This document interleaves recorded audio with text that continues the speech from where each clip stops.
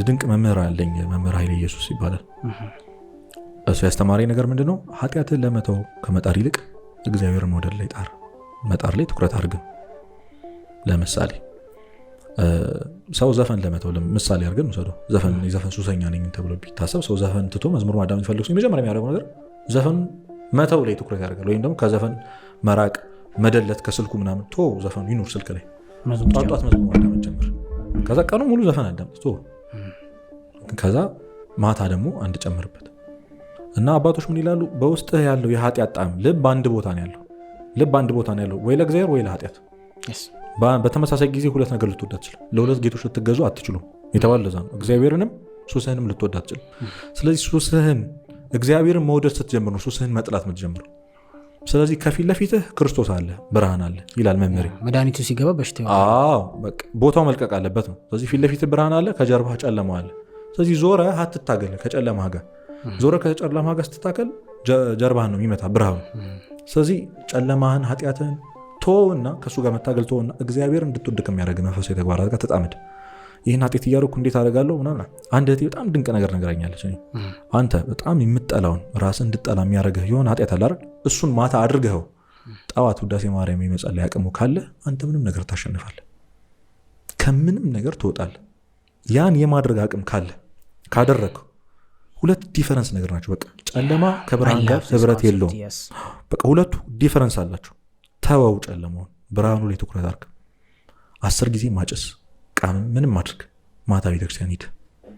ጠዋት ጸልይ አይኑ በጣም ከባድ ነው ሰው ልጅ በአንድ ጊዜ ሁለት ነገር ለማስተናገድ መሞከር እግዚአብሔር እንድትወድ የሚያደርግ ነገር ላይ ግን ብቻ ትኩረት አድርግ የእግዚአብሔር ፍቅር ነው ልብህን የሚሸውስልህ ኃጢአትን ነቅሎ የሚጥልና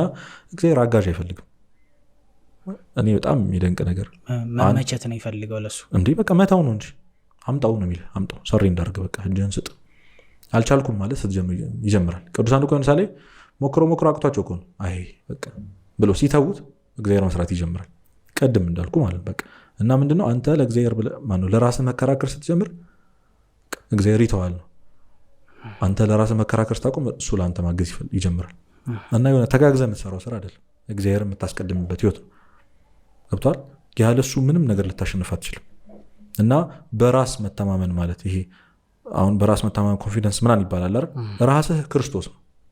በእግዚአብሔር መታመን ማለት ስለዚህ ኃይልን በሚሰጠኝ በጌታ ሁሉን እችላለሁ በክርስቶስ ሁሉን እችላለሁ የሰው ልጅ እንደዛ ክርስቲያን እንደዛ ነው የሚለው ልክ የሆነ ጊዜ ግን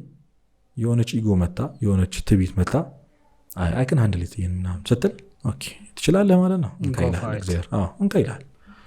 ኦኬ ማድረግ ይችላል አልክ ምናምን how to stop ምናምን ብለህ ሰርች አድርገህ ዩቲዩብ ላይ ወጣለሁ ብለህ ነው እንካይላል አትችልም እንጂ አይ በቃ አቅቶኛል የምር ከልብህ መድከምህን ስታይ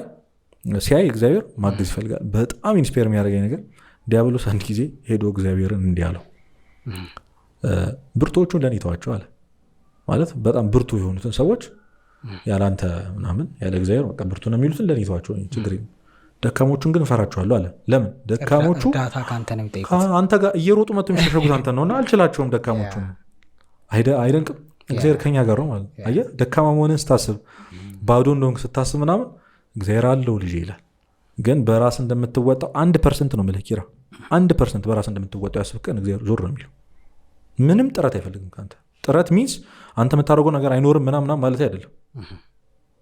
ገብቷል በቃ ግን በቃ መፈለገን ማሳየት ለእግዚአብሔር መስጠት በሱ መታመን ያስፈልጋል ያ የራስህ ለዛ ነገሮች የምታረጋቸው ነገሮች ቢኖርም ልብህ ግን መተማመን ያለበት በተግባሩ ሳይሆን በእግዚአብሔር ነው ሐሳቡ እንጂ አክቹሊ በተግባር የምትሞክረው ነገር የለም ማለት አይደለም እጁ አለ በቃ እግዚአብሔር እጅ አለበት ያ ታዝዤ ነው ማረጋው እንደማለት ማለት ነው 21 ዓመት ነው ግን ብለውኛል እንግዲህ ቤተሰቦች ይቀርባሹ በጣም አሜዚንግ ነው ሰዎች እንዴት እንዲያውቁ ነው የምትፈልገው ይወል እንዴት እንዲያውቁ ነው የምትፈልገው እኔ እንደምንም ብታይ ደስ ይለኛል ማለቴ በምን መልኩ ነው ኢምፓክት ማድረግ የምትፈልገው ሰዎች እንዳልኩ ነው በቃ እኔ ወጣት ነኝ እድሜን ሰምተዋል እንግዲህ የኔ ጄኔሬሽኖች ያሉ ወጣቶች ምን ላይ እንዳሉ ይገባል መቼ እኔ ስለማልፈተንበት አይደለም እንደውም አንድ በጣም የሚደንቅ የሆነ ሰው ምን እንዳለ ታውቃለህ ይሄ ከማንበብ የሚመጣ ነገር አይደለም ሰው ካልኖረው በቀር ወይም ኤክስፒሪየንስ ካላረው በቀር ይሄን ነገር አያወራውም ማለች እውነቷን ኃጢያቱንም ሱሱንም ሶሻል ሚዲያ አዲክት